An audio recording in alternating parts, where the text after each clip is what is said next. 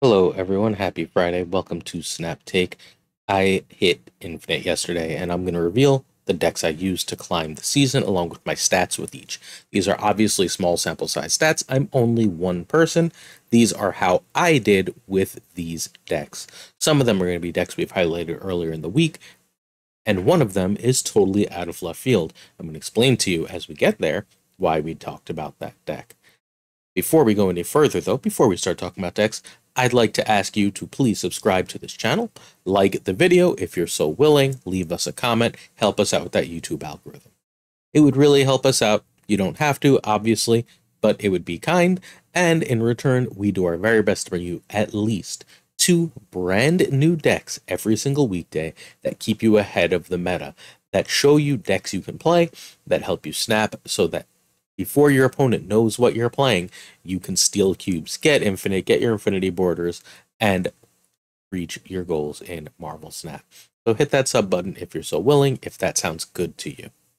All right, the first deck I used, the first deck I used is D-Money's Move. This is the deck that D-Money came in for, second in Creator Clash and then won a Snap Battle Arena or Snap Fan Open with. I don't remember which tournament he won, but he won one of the two. I made one change. I made the Ant-Man be Hawkeye because they have the same base upside, except Hawkeye can be the same base power. Basically, both end up a 1/4 in the deck all the time. But Hawkeye can be bounced to become even bigger. It can be a 1/7, and then if you bast it, it's a 1/10. This is straight up that list. Why did I play this list at the start of the season? Well, the reason is I was losing a lot of close games and things like Darkhawk mirrors. The Darkhawk Legion meta was getting frustrating, and I kept losing a lot of like mid-rangey close games. And I was like, well, the best stats version of Bounce is D-Money's, and the Darkhawk Legion decks aren't putting a ton of stats on the board. Can I just go over the top of them? Can I still make it so that Bounce is big enough that I can just win that matchup? Turns out, yep, you sure can. 63% with the 0.79. And worth noting, I don't really play during hot locations. I don't want to hit infinite during hot locations. I feel, for me, not for you, for me, it doesn't feel good, so I don't do it. So I won 60% of my games with a 0.79 cube rate with the D-Money move. I climbed consistently. This deck is still really powerful. Instead of going off curve for Kitty now, you make sure you're on curve with Angela and Bishop as best you can. If you're going to play Hawkeye on turn 1, you play Hawkeye in the mid. So if you end up going Hawkeye Medusa, you can then beast them back for, honestly, just a ton of power. Collector is great. It often ends up with 6-8 power. Bishop becomes huge. Angela becomes huge. You've played this type of deck before. Be careful of Hitmonkey. Hitmonkey still gets really, really big at the end of the game, but Beast is more important for Hitmonkey.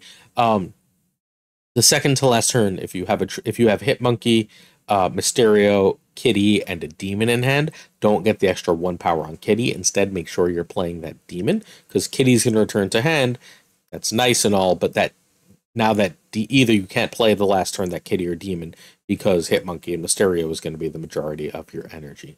So please, please, please make extra sure to get that demon out that turn, that Hawkeye out that turn. If you get Hawkeye out on 5, you also get 1 more use of his ability. Excuse me.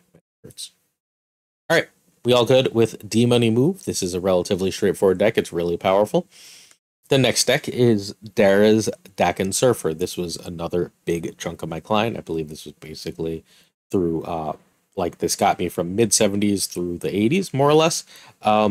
This is Daken's version, Daken's version of Daken Silver Surfer. It is super high roll. It goes so far over the top, it's ridiculous, and it has like 4 different combos to help do so. Okoye could be 15 different cards here. I've actually liked Okoye a lot. I've won quite a few games with that extra power on Brood, or that extra power on Absorbing Man, so on. It also becomes 2 extra power on Daken, 2 extra power on Brood, because the Broodlings, right? Sorry, 3 extra power on the Broodlings, so on. What are we doing here? We are trying to get out Okoye early, get out Nova early. Then we are either going Brood into Absorbing Man, or we are just dropping like a Cosmo somewhere that seems relatively safe. as necessary. Sorry, excuse me. The other main play is Daken. You want Brood or Daken. Daken is a little better than Brood early, but both are great plays. The next play, you'd like to copy either Daken or Brood with Absorbing Man, 15 power. Broodlings plus when Absorbing Man copies Brood is great, and so is having that second thing to discard or get rid of. At that point, though, remember Colleen is only going to get rid of one, so you're going to need to play them and have Killmonger. So be ready. However, the 16 power Daken usually wins a lane, so tends to be worth it. Colleen is your backup plan for getting rid of Daken. Don't feel like you have to make him 16 power. Honestly, making him 8 power and then giving him 2 with Surfer for 10 is often way more than enough. But if you're going to do that last turn, do yourself a favor and play Surfer before Colleen, because then Daken will be 6, which will double to 12, which is more than 10. On turn 4, if you're not playing Absorb Man, you're hopefully playing Wong. Wong is amazing with several cards in the deck. If you didn't see Absorbing Man, a last turn Surfer Absorbing Man is a ton of power. If you, at the end of the game, want to play Gambit, that's absolutely phenomenal. If you've got both of those shards in hand with Wong out, you can Colleen and get rid of both of them for the double and double power. Wong is great here. There are worse plays on turn 5. I did it a few times where you go 4 Wong, 5 Daken, and Colleen right on Wong right away. Just pump that power up, and then last turn you can go Brood in one spot and Surfer in another, and like the power output is incredible. You're adding 18 power as a shock to a lane, and you've got like 20 power in the other lane. It works really, really well. Sarah is generally your preferred play on 5 because it gives you a lot of options outside of that like straight up Daken Colleen play. It gives you a ton of really powerful options for the end of the game. Being able to play 3 cards is way, way, way better than playing 2, especially in this deck. Because, for example, I have multiple times gone Surfer, Gambit, and Killmonger all on Wong thanks to Sarah. End of the game, that's amazing. You're gonna obviously Gambit has some RNG, right? But you should have enough cards in hand that Gambit is not really going to mess you up at the end of the game. I'd never play him earlier than the last turn of the game. Cosmo's also very rarely played before turn 5, but if I feel like I have a good grasp on the meta, I don't hate dropping him in a location and using him as like a lockdown. You will note, however, that outside of Nova, and I guess technically Wong and Sarah, every other card in the deck has an ongoing. So has an on reveal. So please be careful with Cosmo. 72% with the 1.7 cube rate though is just like nutty, right? Like that's super great. Eventually I got bored of the deck and I started playing Lampy's Confusion, which is a slightly better win rate and a slightly lower cube rate. I had a 75% win rate with a 1.4% cube rate. This is a meta deck now. Get used to seeing it. I think this is straight up better than the Dark Hawk decks because all of your cards are like 5 or more power. That Hulkbuster is a true stroke of genius from Lambie. It works so well in this deck on everything. Dropping it on Angela makes a 7 power card, by the way. If you know you're safe from Shang, it gets so big that it like just wins a lane all by itself, more or less. There's 1,000 different ways to win with this deck. Our friend Big Math, if you want to check out Big Math, you can literally just type into the YouTube search bar, Big Math Marvel Snap, has another video on this. I had a video on this 2 days ago. Make sure you check those out. This is now like the meta deck that you need to know. Basically, you get Kitty out, you get Angela and Craven out, and then you bounce your Silk all over the place. You use you have 3 costers so that you can keep playing Kitty with them, or and Miles gets super cheap. You can Legion if Legion wins the game, or on turn 5 you can play Captain Marvel in one of your 1-drops, and then the last turn of the game you have a million options. You have like, okay, I could Shang something out. I can just drop America because I've got all like 15 power in every lane because of all the 5-drops. Or I could drop Captain Marvel and Silk, and wherever Silk ends up, that'll cover one spot, and Captain Marvel will cover another. There's a lot of options here. This is honestly one of the 3 best decks in the game right now, I think. But none of those are what I hit Infinite with or what I played most.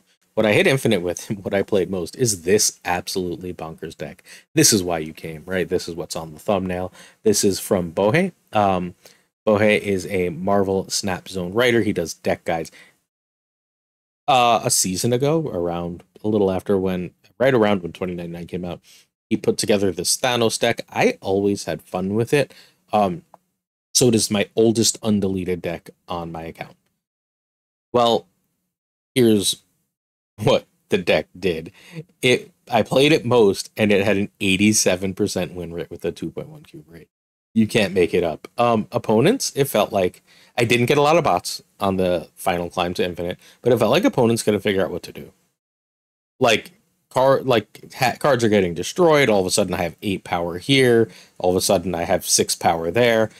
Dagger is phenomenal in this. I got the Max Greeky Cloak. I decided not to hoard my regular caches anymore. My spotlight's important, but like I decided not to hoard my regular caches, and one of the cards I opened was Max Greeky Cloak. Uh, and Greeky, whatever. So I decided I had to play the deck because that is one gorgeous variant. So your basic gist is you want to play a lot of stones to draw, and then you want to kill a lot of stones using Carnage and Killmonger.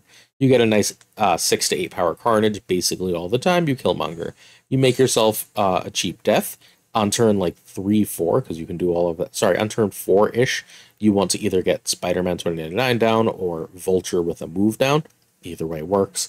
Vulture becomes 8 power with 1 move. Spider-Man 2099 is almost always killing something that makes it at least 8 power functionally. Turn 5, you either play Death or you play a move card to gain a bunch of power. Cloak works really well here. And then turn 6, you're deciding between Shang and another smaller move, or dropping Heimdall for everything, or dropping Thanos. So my favorite end of the gameplay is often Death and Shang, right? Like, and when they're like, oh, he's playing move, he's just gonna Heimdall, and you just drop a freaking Shang-Chi and a Death on them, they're often very, very sad. It's also unbelievable how many move locations there are in the game. It doesn't really feel like there are that many, but they are like all over the place. There's the stupid one that pulls you to it, the Great Web. There's the one that if you play a card and it shoots you over. There's the one that drags threes. So if you're playing into the one that drags your threes, just play Vulture somewhere else, and then pull it out with Ghost Spider, right? Or Iron Fist and Vulture to like put it in there, push it out, and then it's gonna get pulled right back. Congrats, you have a 13 power Vulture. Or you can just play 2099 somewhere else. It's gonna jump in there and kill one of their 3 or 4 cross cards. Um, Cloak is really good stats for his cost as a 2/4. Dagger ends up a 2/6 to 2/8 every freaking game with this deck, it feels like. And like you're gonna have to learn where and when to play Heimdall and not. That's the hardest thing to do in this deck. But everything else is like this deck is really good. It wins a lot of low power games because your opponent has a lot of general trouble figuring out what to do. I beat the previous deck, the Lambie deck, with this a few times.